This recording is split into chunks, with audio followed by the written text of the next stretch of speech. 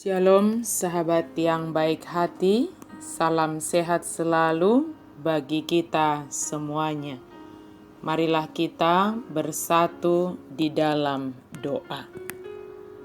Kasih karunia dan damai sejahtera dari Allah Bapa dan dari anaknya Tuhan Yesus Kristus kiranya menyertai kamu sekalian.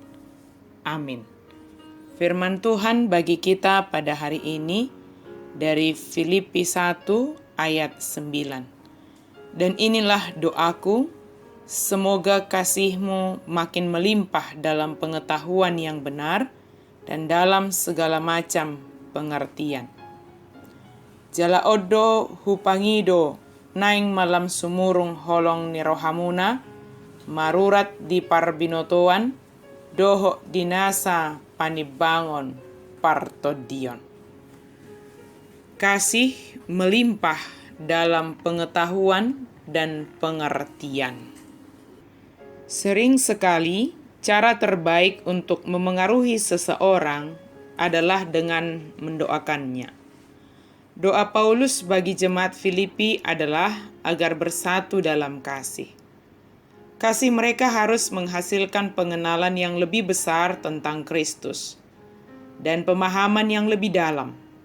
Kasih mereka bukan berdasarkan pada perasaan, melainkan pada apa yang Kristus sudah lakukan bagi mereka. Saat kita bertumbuh dalam kasih Kristus, hati dan pikiran kita harus bertumbuh bersama. Kasih yang kita miliki adalah kasih dalam pengetahuan yang benar. Artinya, kasih itu harus dikerjakan dalam kebenaran. Kasih yang mendidik dan kasih yang menuntun pengenalan kita akan Kristus yang telah mengasihi kita. Apakah ada kasih yang demikian? Pasti ada.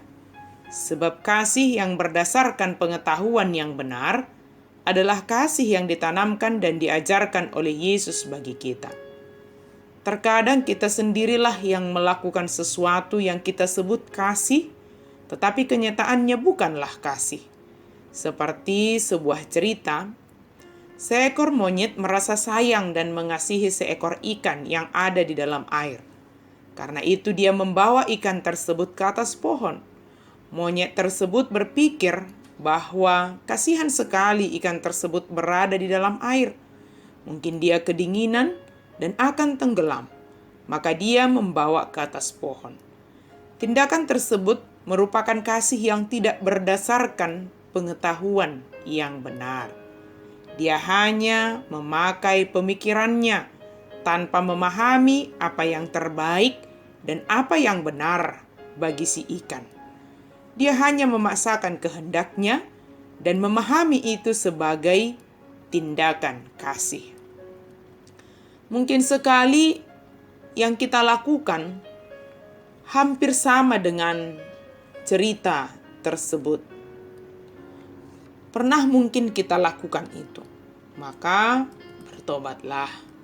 Jangan paksakan pemikiran kita sendiri dan memahami bahwa itu adalah kasih yang sebenarnya. Bisa saja yang kita pikirkan kemudian kita lakukan sebenarnya adalah hal yang mengancam jiwa orang yang kita anggap kita kasihi. Oleh karena itu, adalah sangat penting untuk semakin menambah pengetahuan untuk tujuan mengasihi dalam pengetahuan dan pertimbangan yang benar.